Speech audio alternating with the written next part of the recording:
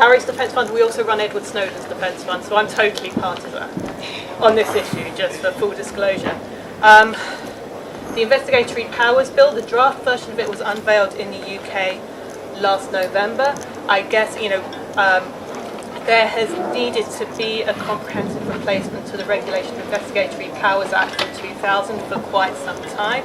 Arguably, it was Edward Snowden's revelations, and the reporting from there, and the political action from there, which brought this higher up the legislative agenda.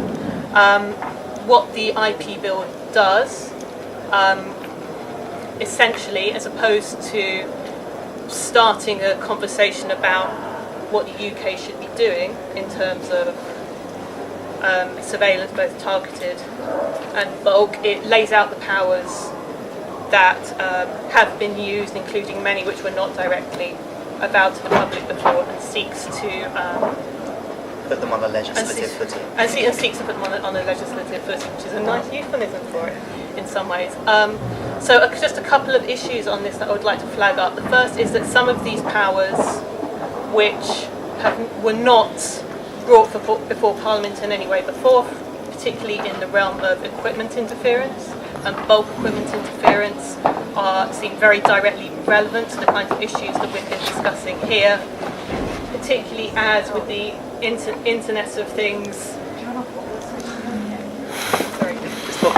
I don't know. Okay. Just as with the Internet of Things, more and more things are becoming online, so the kind of security vulnerabilities that we've been talking about are going to become even more of a publicly visible issue than they are now, and the ultimate consequences of doing more equipment interference. For anyone who's not au fait with the jargon, equipment interference is when you hack something but you're the police or the state or you have permission, in your view. But it's hacking under another name. So hacking under another name. And some of the medium-term consequences of this are not easy to predict.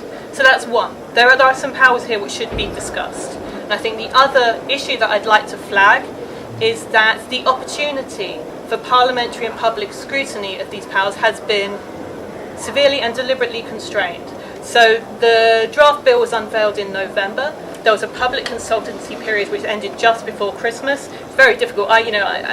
Speaking to other people in the digital rights NGO community, everybody spent their last couple of weeks before Christmas, really working on this, and it was deliberately timed to make it difficult. Having said that, there were massive responses to this consultation. Massive. Really, I think the joint committee, which was holding evidence sessions earlier this year, their consultation got over 1,000 pages of responses, which is unusual.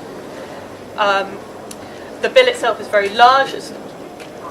The legislation is sort of 300 pages long, and it's been difficult, given the timetable, to discuss these these quite important matters as fully as they merit.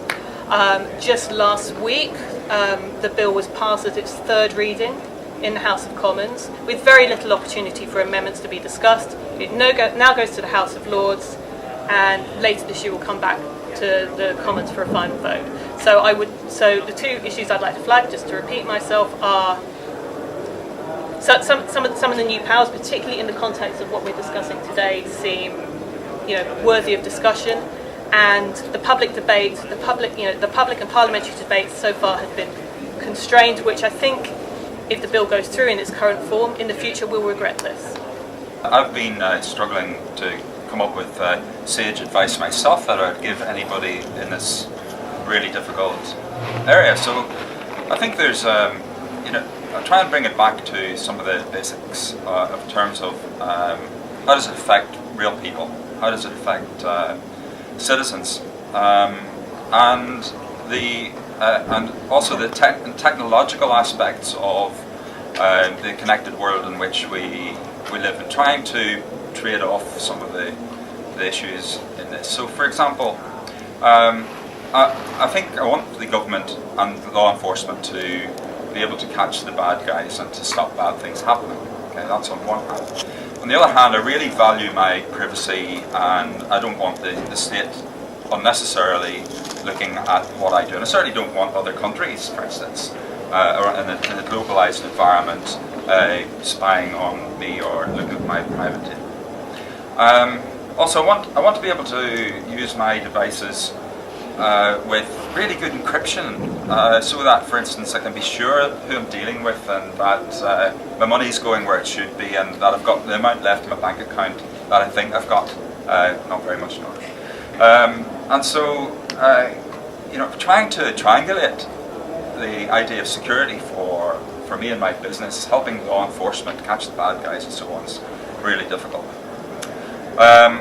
I got into a bit of an argument with someone recently actually who said, look, the right to privacy is an absolute right and should never be compromised. And that's why, I am, as she said, developing blockchain technology and so on, because, it's not right that anybody should have any access to privacy. And I think technology, in a sense, has allowed that to become an absolute right, because it hasn't been an absolute right to now in many respects. There are times when people's privacy is invaded because there's reasonable suspicion for someone to go and search your house, for instance.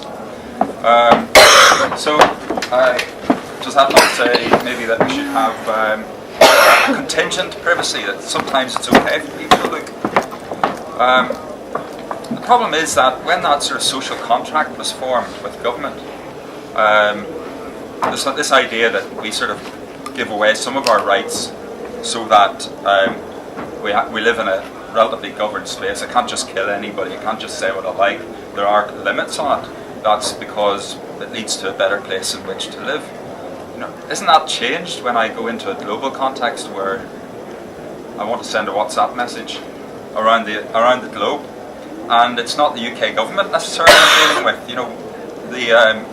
In fact, I want my encryption to be really strong, and you can't have the back door because it's a back door for everybody. So again, it's another dilemma I've got here. So in my social contract within the UK, I can see where I might cede some of my privacy to the government, providing the controls were sufficient and I had some assurance.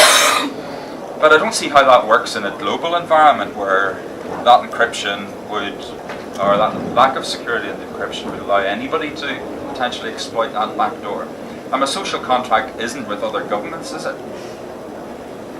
So I think the issue for me in the end will be that why would a consumer choose to have anything other than the strongest encryption on their devices?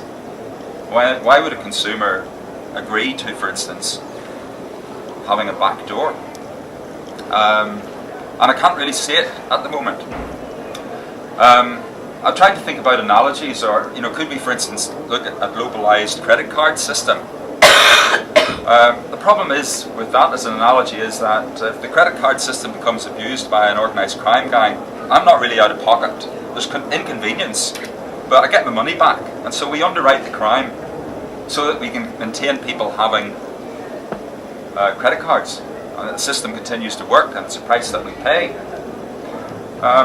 But if we switch that into, for instance, the idea of having less security on my devices so that we can catch bad people, who's going to assure me against the loss of my data or loss of my information?